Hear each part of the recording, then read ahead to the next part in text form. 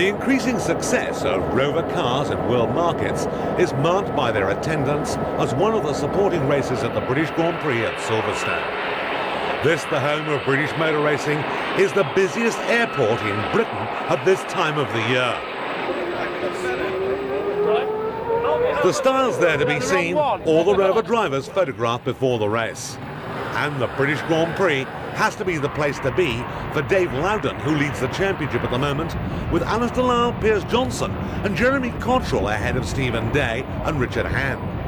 Cottrell, the man who won the last round, of course, at Spa, indeed the last two rounds there, is definitely a driver to watch. We're aboard Steve Warburton, however, as they come round now on the Grand Prix circuit for the flying start. Warburton it is who changes gear as the field fan out and look out for Lyle there in the middle. Lyle looking at the inside there, Loudon trying to go with him, but it's Lyle through on the inside.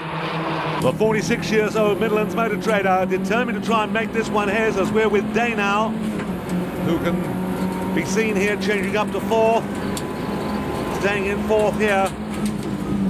Brakes go on, and this is going to be a tremendous fight. Behind, it's still Loudon holding on to second place.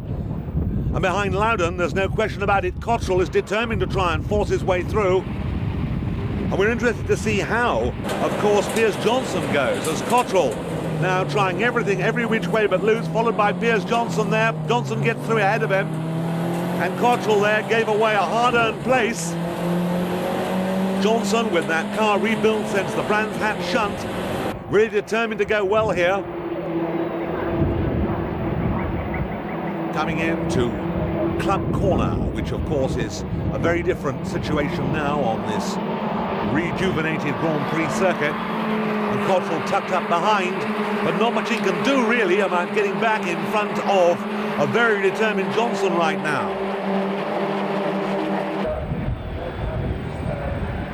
Still Loudon in second place. Third place, Piers Johnson. We're with Martin Jobling. That's a peculiar line. I don't think it's going to help him much. It doesn't. He got up on the inside there of Troy Dunlop, and Troy's still ahead of him, so it didn't really come off as they went into the newly aligned Abbey. Much tighter now than it used to be. And here's Cottrell trying to force his way through there on the inside. Richard Hand, the other man from Brands Hatch with the car rebuilt, and we're watching the Joblin battle here. You can see how tight the cars are there with this moving camera. Really exciting races. It swings round again onto the tail of Troy Dunlop just ahead. Still Lyle coming up towards Copse. You can see the battling that's going on behind there. Down on the inside. That was a hard try by Steve Warburton. Short of funds at this stage of the season, and short of brakes is Russell Grady. No brakes. Brakes is right down to the floor. That says it all. One place where you need brakes is coming down the hanger straight. The fastest part of the circuit into fifth gear here and then back to fourth. Much tighter than it used to be. Still third place then. Holding on Piers Johnson. Behind him, Cottrell. Richard Hand holding on to his fifth place, and we're with Lance Ellington, who also has proved himself to be quite a handful this year for people to deal with. Now hard on the tail of Jeff Prince, goes a bit wide there, over the gravel, back onto the track again. I didn't think he lost a place as a result of it. Here's Cottrell. Teetering on the brink of the tail coming out there as he eased the throttle to stop the understeer a bit. This is Stephen Day. On go the brakes at just under 7,000 revs. Day finding life here very different to some of the races that he's done this year. Hand holding on to him for all he's worth. Jeremy Cottrell. Single-seater's experience not really preparing him for what he's going to find with the Rovers as he crosses the arms with the understeer there and gets on with the job, shaking their head a little. A bit despondent, I think, at this stage, as over the concrete, almost on the grass there goes Lyle, indicating just how fast he's trying. And coming under pressure now is Dave Loudon, as closing on him is Piers Johnson. The 25 years old graphics production manager enjoys being the only pedal on the beach in the team and having all the treatment, and he's really giving a heck of a ride now to Dave Loudon up ahead of him. Both touch the gravel there, as does behind them Cottrell, and you can hear that gravel kicking off the tyres now, which are well and truly hot and could be a factor in this race. It's a warm day. No alliteration intended as he closes the gap a little bit there. Trying to get past Richard Hand, who in turn is trying to close the gap a little bit but hasn't succeeded. On up ahead there you see the hard charging Jeremy Cottrell. Cottrell would love to be up to third place. Right now it's pretty wide open for second, third and fourth, but it looks to me as if Lyle's got himself quite a good lead as Johnson looks at the inside. Johnson up to second. Piers Johnson moved up to second, but he went wide and he's on the grass and he's off it again and back where he started, or is he, as they come up towards now the Club Corner complex. A totally different situation now. In fact, he'll be lucky if he hangs on to the third place. Cottrell wasn't able to take advantage there, but it wasn't for want of trying. Loudon came in fast and hard. He's going to come out wide, and it's Cottrell who comes out tight through on the inside there, looking as if he's going to make life difficult for Johnson as they come up now towards Abbey. Abbey could be the place that all changes. Cottrell looks as if he might have got through. Locking a break there was the man ahead, Lyle, but it didn't seem to affect him. And Cottrell still trying on the inside as they come down the hill, almost touching there. This is a daring manoeuvre, but still the inside line. As far as Johnson's concerned, should see him come out in the lead, and he does, still holding on to his third place. But all over it. It's not measles, it's Cottrell.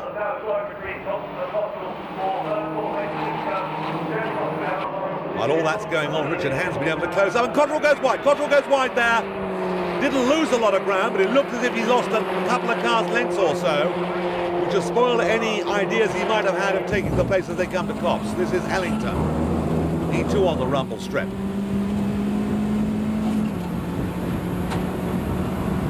Got a lot of singing to do at the party tonight, so he's saving a bit of himself for that, I'm sure.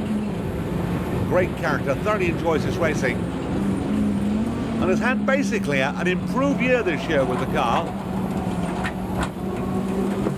Out again onto the rough stuff. They don't seem to care about this on this slightly different Copse because they've changed the curbing there, so it does make life a little bit more difficult. Lyle well in the lead, however, and Loudon now has got away from that opposition a little bit, leaving Johnson to fight it out with Cottrell, and Cottrell looks at the inside there. Johnson in a position to close the door. They touch. Johnson hangs on to it. Cottrell, I think, might have got the place. Yes, he has. Cottrell has got the place, but a touch there saw that situation change. Dunlop, Prince in number 4. Good battles going on here. Ellington on the back of that little group, desperately trying to find his way up past number 9. Rob Mears, you can see him here, heeling and towing as he changes down. Foot hard on the loud pedal. Now flat on the boards. Just raises it as he changes. But still it's Loudon.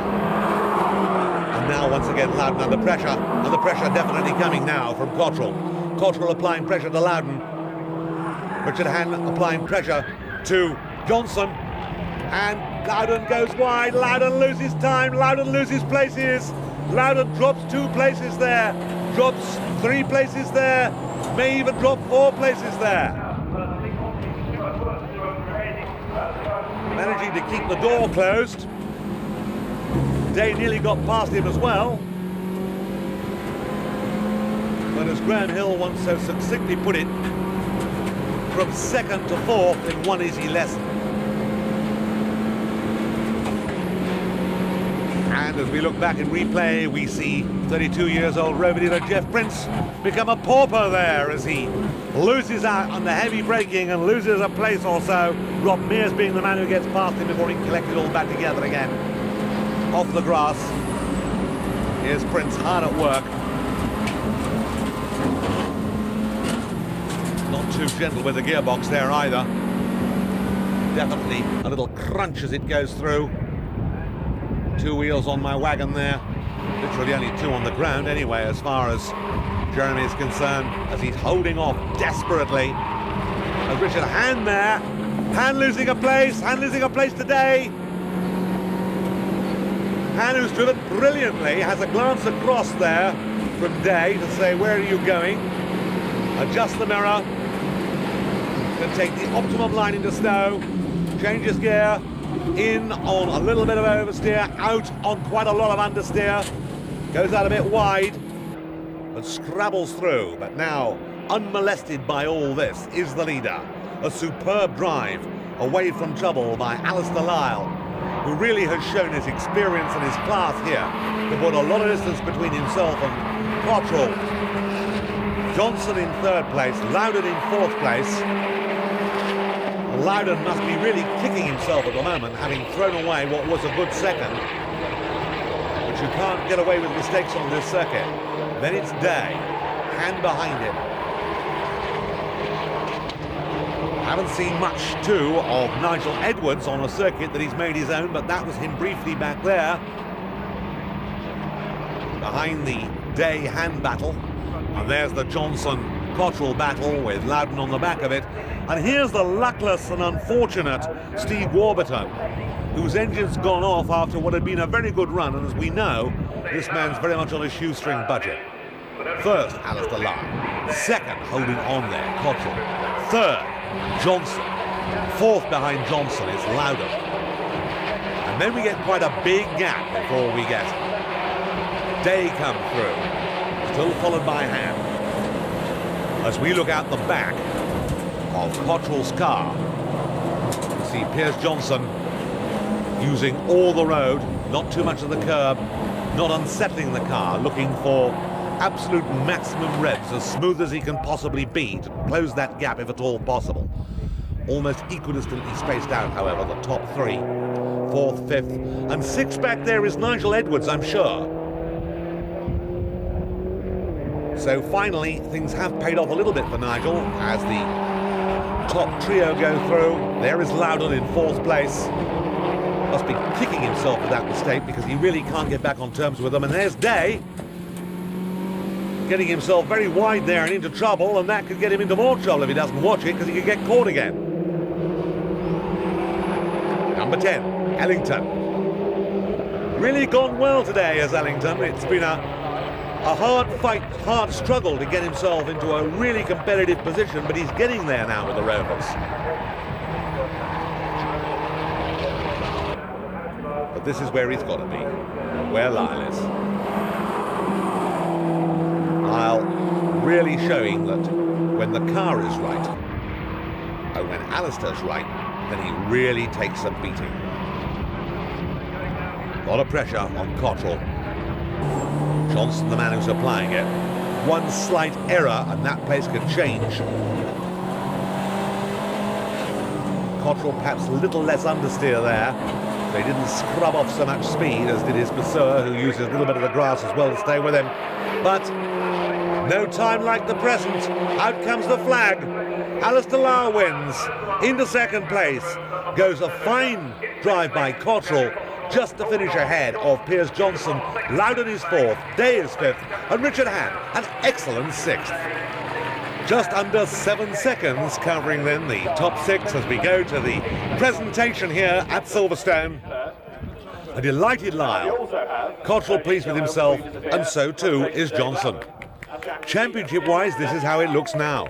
Loudon still leads, but look at that lead now, 32 points from Lyle. Day closer still, then Johnson, Carr and Dunlop. Well, we've had the racing, we've had the sport, let's have the singing. This is Lance Ellington. If I'm coming, go away.